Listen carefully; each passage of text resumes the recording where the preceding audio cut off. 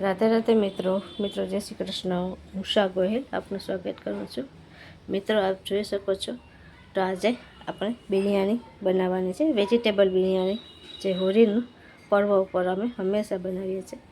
તો અહીંયા અમે પતંજલિના રાઈસ લીધા છે અને આ ખરા મસાલા છે, ડુંગળી છે અને આ બધું શાકભાજી છે, બટેટા છે ને ફ્લાવર છે, તેને મેં તળી લીધા હતા, લસણ અને અહીંયા કાજુ મેં ફ્રાય કરીને રાખ્યા છે, મિર્ચી છે। તો આપણે સૌ પ્રથમ પહેલાં આપણે ખરા મસાલાને તેલમાં નાખશું। અહીંયા મેં તેલ મૂકી અને તેમાં ખરા મસાલા નાખ્યા છે। આપણે તેલમાં ડુંગળી સરસ ફ્રાય થઈ છે।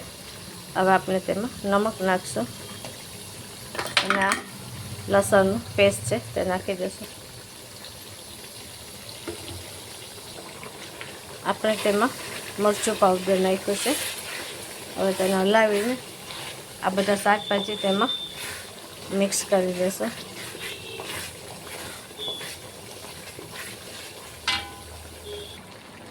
આ બધા શાકભાજી આપણે અહીંયા આમાં નાખી દીધા છે। હવે આપણે તેને ધીમે ધીમે આંચે હલાવશું અને થોડું રહેવા દેશું। આપણે બિરયાનીની સબ્જી સરસ ફ્રાય થઈ ગઈ છે, તો હવે આપણે બિરયાનીની તૈયારી કરશું।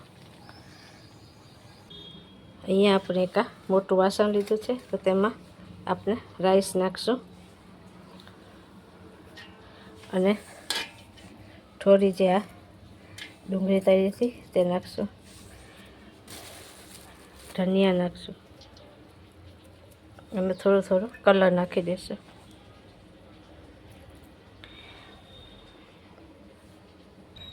અહીંયા આપણે રાઈસ વાસણમાં નાખી અને આવી રીતે આ સબ્જી બધી જે આપણે બનાવી છે તે આવી રીતે સાઈડમાં બધી રાખી દઈશું રાઈસ ઉપર। આપણે આ શાકભાજીની ઉપર ફરી પાછું એક પર ભાતનું આપણે રાખશું, એવી રીતે એક ભાતનું, રાઈસનું, એક સબ્જીનું અને પાછો રાઈસ, એ રીતે 3 થર આપણે બનાવવાના છે।